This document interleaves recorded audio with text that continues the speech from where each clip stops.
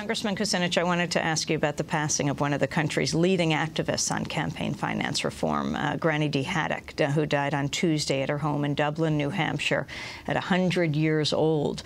At her centennial birthday celebration on January 28th, she said of the Citizens United ruling, quote, "I guess the Supreme Court has burned down our little house, but truth be told, it was pretty drafty anyway. We had not really solved the problem of too much money in politics, not hardly. And now we have an opportunity to start clean and build a system of reforms that really will do the trick." Congressmember Kucinich, your thoughts on Granny D as we wrap up? Oh, what a sweetheart Granny D was. I had a chance to get to know her in my travels both to New Hampshire and as she walked across the country. What an amazing woman who lived her life with great passion and commitment to the highest principles of our country.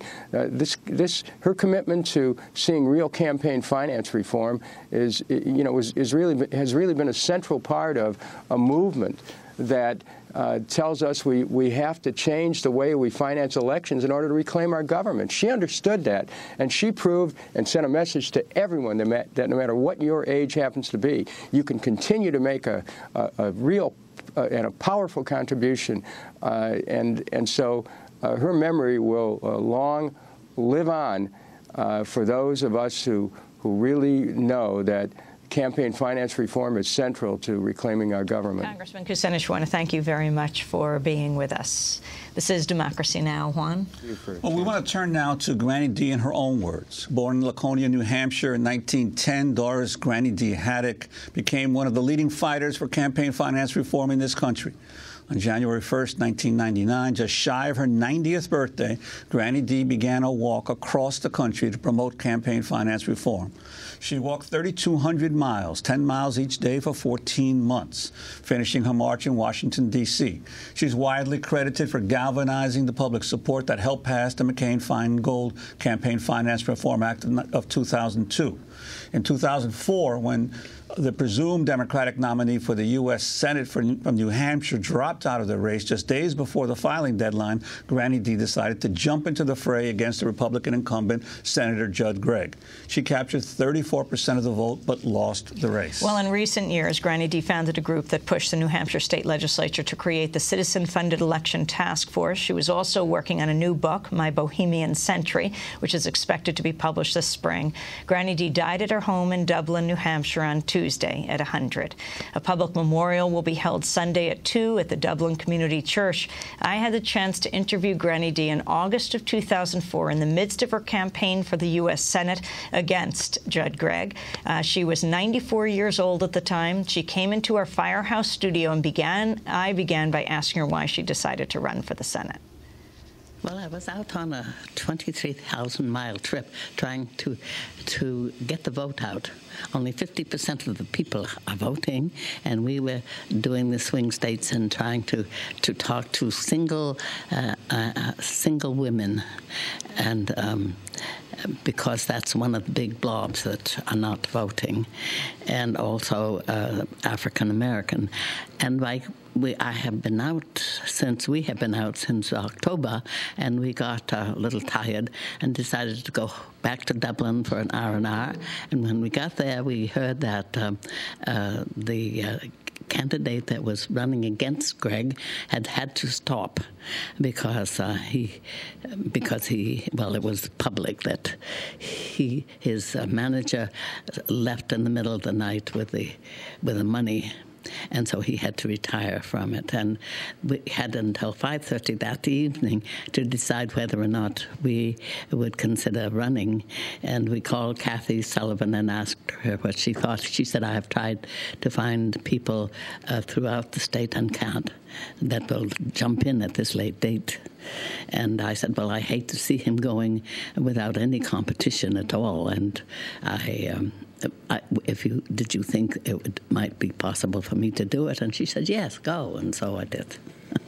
And so now you're running for Senate. You have been a long critic of campaigns in this country. You walked the country for campaign finance reform. Right. So how are you doing it? Well, it's taken a while to get a start together, but I feel I'm in very good shape now. I have 3 people from Kucinich's campaign. I have Joe Trippi from the Dean campaign, who is strategizing for me. And I had several other people, 2 people from, I'm doing all right. I'm trying to run on individual contributions of small legal contributions and I'm going to the web, as did Dr. Dean, and he did very well, and I think it's the way to go. And so I'm setting up a new order.